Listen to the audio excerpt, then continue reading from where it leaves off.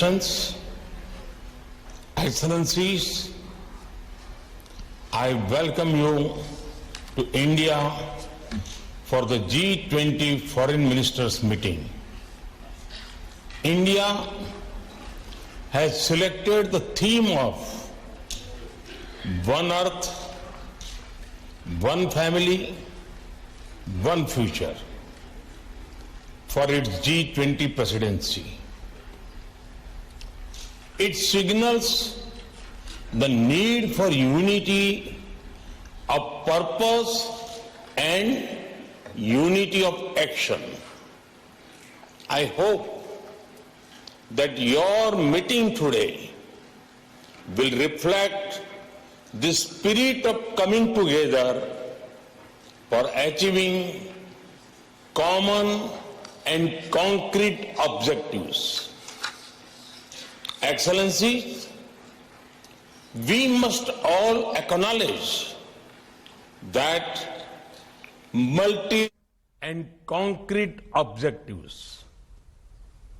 Excellencies, we must all acknowledge that multilateralism is in crisis today. The architecture of global governance created after the Second World War was to serve two functions. First, to prevent future wars by balancing competing interests. Second, to foster international cooperation on issues of common interests. The experience of the last few years, financial crisis, climate change, pandemic, terrorism, and wars clearly shows that global governance has failed in both its mandates. We must also admit that the tragic consequences of this failure are being faced most of all by the developing countries. After years of progress, we are at risk today of moving back on the sustainable development goals. Many developing countries are struggling with unsustainable debt while trying to ensure food and energy security for their people.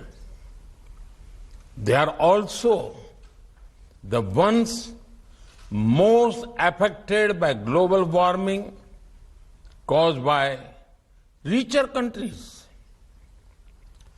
This is why India G20 presidency has tried to give a voice to the global south.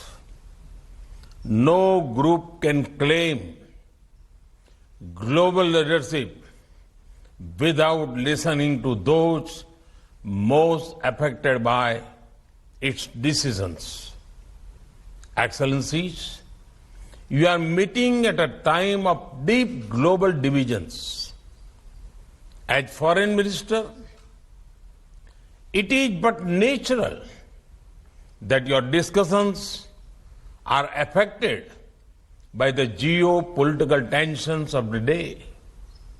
We all have our positions and our perspectives on how this tension should be resolved.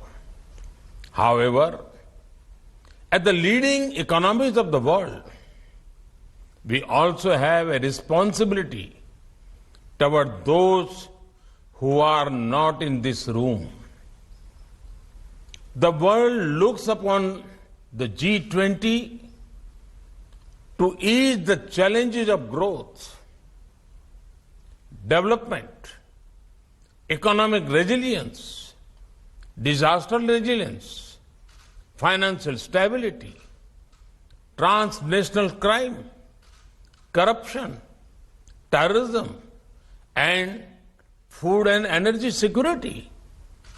In all these areas, the G20 has capacity to build consensus and deliver concrete results. We should not allow issues that we cannot resolve together to come in the way of those we can. As you meet in the land of Gandhi and the Buddha, I pray that you will draw inspiration from India's civilizational ethos to focus not on what divides us, but on what unites us. Excellencies,